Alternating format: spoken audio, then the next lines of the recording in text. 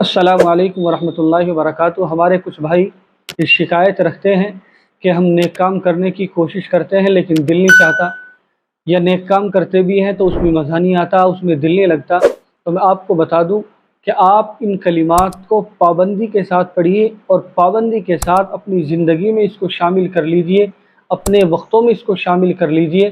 پھر دیکھیے انشاءاللہ نیک کام کرنے میں مزہ بھی آئے گا اور نیکی کی طرف بڑھنے کی کوشش کو دل بھی چاہے گا اور نیک کام میں لذت بھی محسوس ہوگی۔ وہ کلمات کیا ہیں؟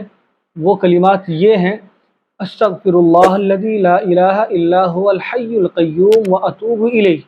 اب ان کلمات کو پڑھنا کس وقت ہے؟ تو میں آپ کو بتا دوں کہ ان کلمات کو آپ کو فجر کی نماز سے پہلے پڑھنا ہے، یعنی فجر کی اذان کے بعد نماز سے پہلے، فرض نماز سے پہلے ان کلمات کو 3 مرتبہ پڑھنا ہے۔ اور وہ کلمات کیا ہیں؟ استغفر اللہ الذی لا الہ الا هو الحی القیوم واتوب الیہ۔ چنانچہ یہ آتا ہے کہ جو شخص ان کلمات کو فجر کی نماز سے پہلے 3 مرتبہ پڑھتا ہے، اگر اس کے گناہ سمندر کے جھاگوں کے برابر بھی ہیں تو اللہ تبارک و تعالی معاف کر دیتے ہیں۔ اللہ تبارک و تعالی اس کے 80 سال کے گناہوں کو معاف کر دیتے ہیں اور فرشتے اس کے لیے دعائیں کرتے ہیں۔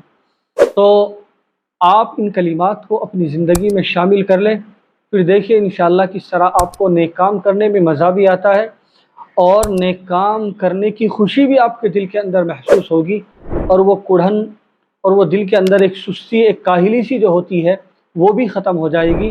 آپ ضرور ان کلمات کو فجر کی نماز سے پہلے 3 مرتبہ پڑھنے کا معمول بنا لیں۔